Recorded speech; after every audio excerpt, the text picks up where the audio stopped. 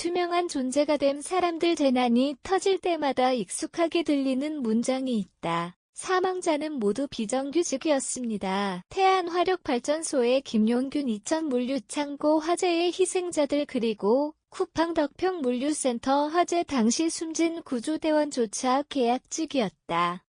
사고가 반복될 때마다 우리는 묻는다. 왜 또 비정규직인가? 그러나 시간이 지나면 다시 묻는 걸 멈춘다, 잊힌다. 마치 투명인간처럼. 비정규직은 이 사회가 필요할 때 쓰고 위험해지면 외면하는 존재가 되어버렸다. 그리고 이들은 그 투명성으로 인해 더 큰 위험 속에 노출되고 있다. 오늘 우리가 반드시 짚고 넘어가야 할 질문은 이것이다. 왜 비정규직은 항상 위험의 전방에 서야 하는가? 한국 사회에서 비정규직이 된다는 것 한국 사회에서 비정규직이라는 말은 단순히 계약 기간이 짧은 일자리를 의미하지 않는다.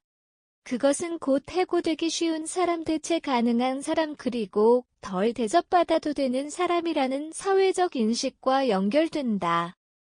2024년 현재 한국의 전체 노동자 중 약 35%가 비정규직이다.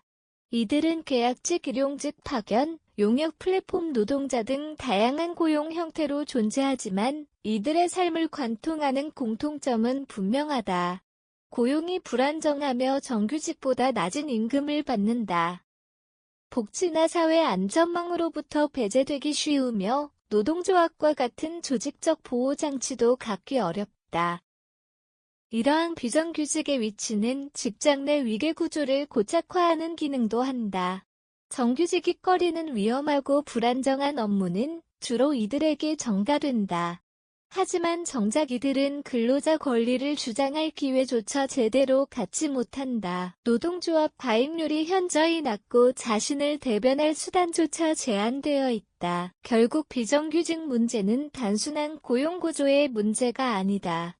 우리 사회가 노동을 어떻게 인식하고 대우하는지에 대한 보다 깊은 사회문화적 구조의 문제다. 비정규직이라는 고용 형태는 한 사람의 경제적 지위를 넘어서 존재 자체의 가벼움을 규정하고 있는 셈이다. 위험은 쉽게 떠넘기고 책임은 외면하며 보호는 보장되지 않는 자리. 바로 그곳에 수많은 한국의 비정규직 노동자들이 오늘도 서 있다. 사진 출처, 비정규직으로 일하고 있는 노동자의 모습 이미지 챗 GPT 생성, 비정규직의 자리 불평등의 이름들 비정규직 노동자의 자리는 항상 사회의 가장자리 불평등이 가장 적나라하게 드러나는 곳에 있다.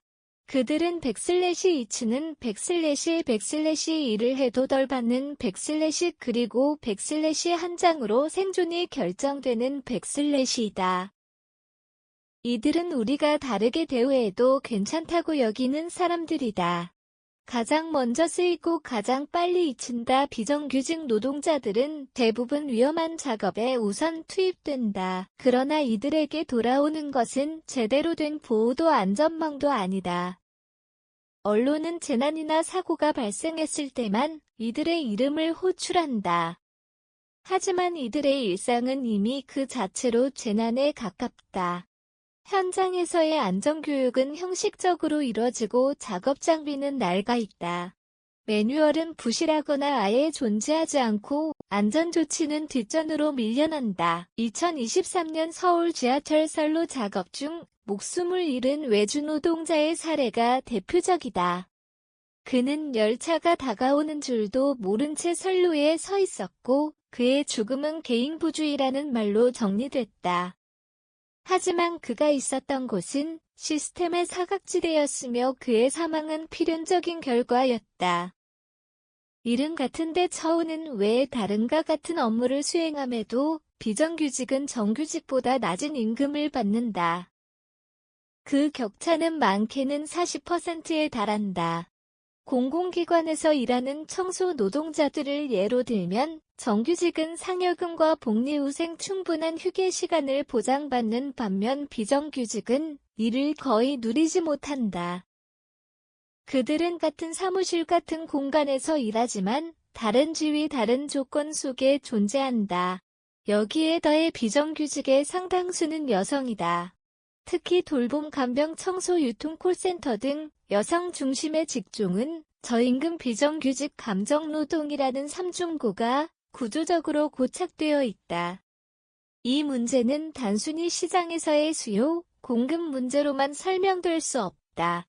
오히려 성별 직종 계약 형태에 따라 차별을 내면화하고 정당화하는 제도적 장치들이 우리 사회 곳곳에 내재되어 있다는 증거다. 계약서 한 장이 생존권을 가른다. 비정규직 노동자의 삶은 한 장의 계약서에 좌우된다. 계약이 끝나는 순간 그들은 곧바로 일자리를 잃는다. 정규직은 정당한 해고 사유가 없는 한 고용이 유지되지만 비정규직은 계약 만료만으로도 해고가 정당화된다. 학교 비정규직 노동자나 기간제 교사들은 학기 단위로 고용되어 방학이 되면 자동 해고된다. 다음 학기에도 재고용될지 확신할 수 없어 생계는 늘 불안정하다. 더 나아가 플랫폼 노동자들은 근로자로조차 인정받지 못한다. 이들은 법적으로 개인사업자로 분류되어 4대 보험 유급휴가 최저임금 보호를 받지 못한다.